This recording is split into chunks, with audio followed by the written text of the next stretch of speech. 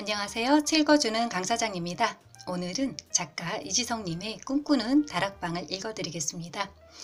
건강책 읽어드리는 채널은 계속되고 있습니다. 서문 모든 것은 꿈에서 시작되었다. 생생하게 꿈꾸고 글로 적으면 현실이 된다. 고대로부터 전해져 내려오는 말이다. 1837년의 일이다.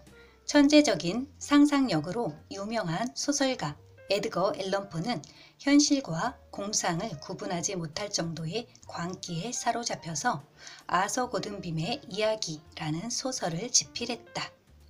처음부터 끝까지 끔찍한 사건들로 도배되어 있다시피 한 이 소설의 하이라이트는 주인공을 포함한 4명의 선원이 조난당해 바다를 떠돌다가 굶주림을 참지 못하고 제비뽑기로 한 사람을 정해 살해한 뒤 인육을 먹는 장면이다. 소설 속에서 제비뽑기로 희생된 선원의 이름은 리처드 파커였다. 1884년의 일이다. 영국 법원은 영국 사회를 공포와 충격으로 몰아넣은 희대의 살인사건을 저지른 남자 3명에게 징역형을 선고했다. 토머스 더들리, 에드윈 스티븐, 에드먼드 브룩스, 이 3사람의 혐의는 난파당해 바다를 떠돌다가 굶주림을 참지 못하고 제비뽑기로 동료를 끔찍하게 살해해서 먹어치운 것이었다. 희생된 사람의 이름은 놀랍게도 리처드 파커였다. 에드거 앨런 포는 미래의 어떤 사건을 자신의 두 눈으로 직접 바라보는 것처럼 생생하게 꿈꾸면서 글로 적었다. 그러자 47년 뒤에 진짜로 현실이 되어 나타났다.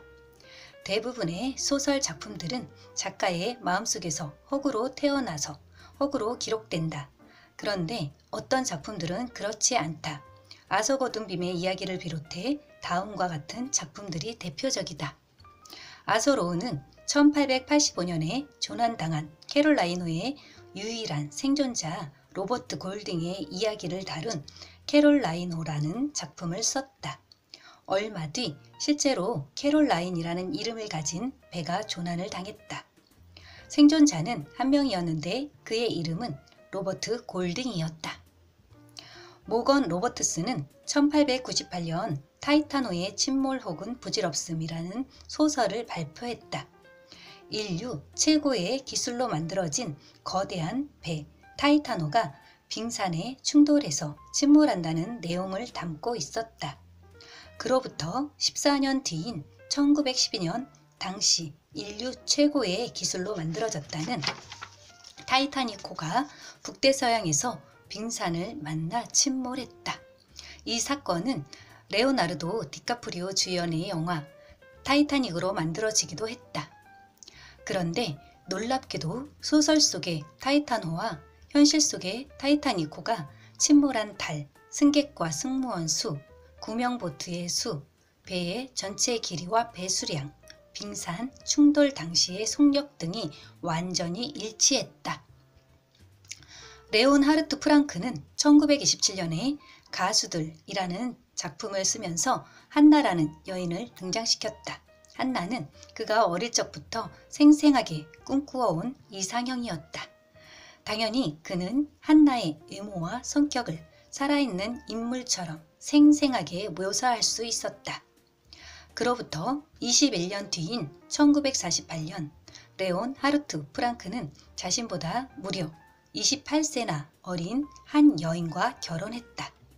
그 여인의 이름은 한나였는데 소설 속에 나오는 것과 똑같은 외모와 성격을 가지고 있었다고 한다.